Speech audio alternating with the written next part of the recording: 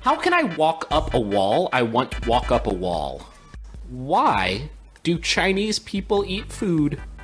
Coffee, it's become the man's soul's fuel. What's the difference between anorexic and balsamic? Are old school fedora hats back in style for the upscale businessman or just for the fringe? Is it legal for me to name my son Gears of War on his birthday? It's no secret that Yahoo is not taken seriously as a platform for genuine queries and inquiries. Since its heyday in the 1990s and early 2000s, Yahoo has fallen from grace and is no longer a dominating force in the search engine market.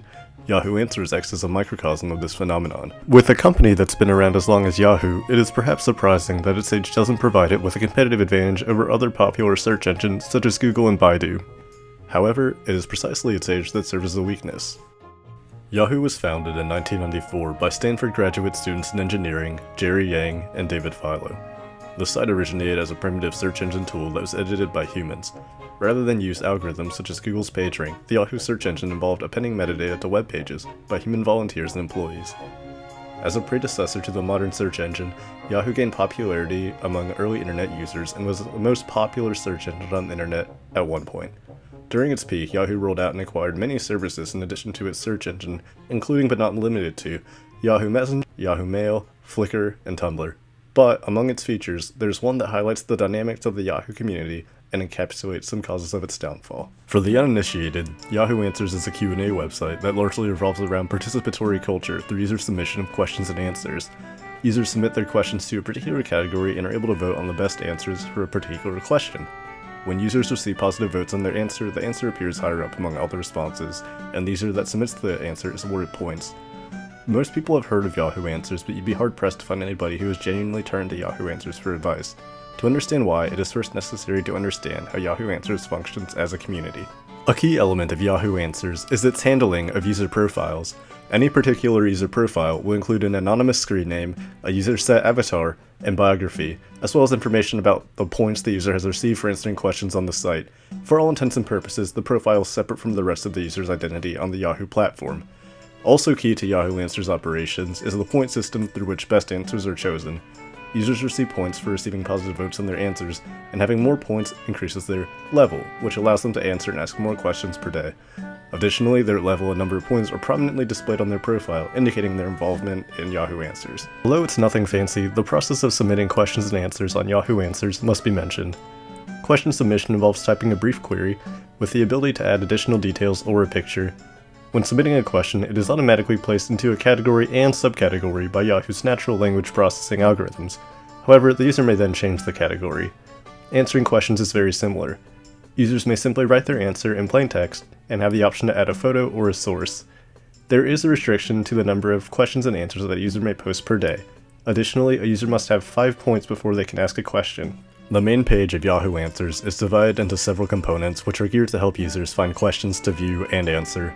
The left sidebar includes a list of main categories, which when clicked show popular questions within the category. The main feed consists of a Discover and Answer section.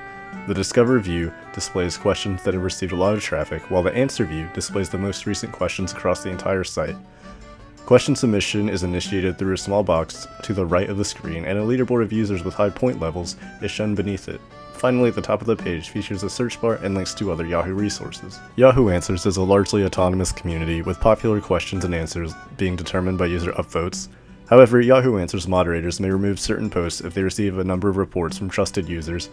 All content posted on Yahoo Answers is owned by the user who submitted it, but Yahoo Answers reserves the right to make use of it in promotional materials.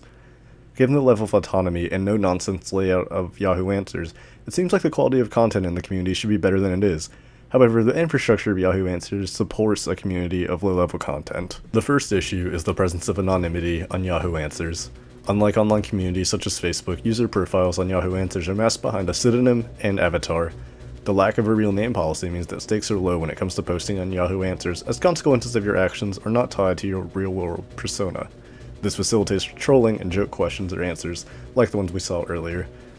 Additionally, the point system of Yahoo Answers creates an incentive structure in which users are encouraged to answer questions as a matter of not only quality, but also quantity. Users have incentives to answer questions quickly, so there's a greater chance of their answer being seen and receiving positive votes. While these points don't do very much, there's satisfaction to be had from having your voice heard and accumulating points to your profile.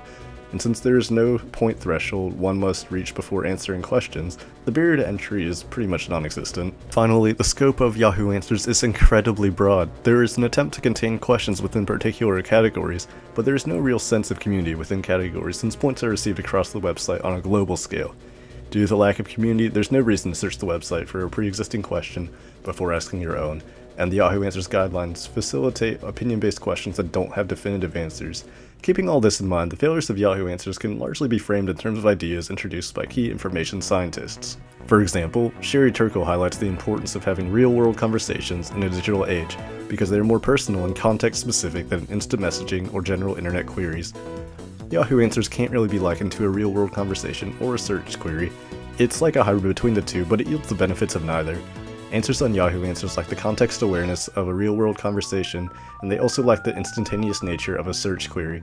Consequently, it's not great in facilitating quality answers for opinion-based or even fact-based questions. Technologist Kevin Kelly outlines 12 trends of modern technologies, such as tendencies towards artificial intelligence and combining existing services to make new ones. Yahoo Answers largely makes use of old technologies, as seen in its lackluster categorization algorithm. Kelly places an emphasis on the constant sharing and flowing of information, which Yahoo Answers arguably does.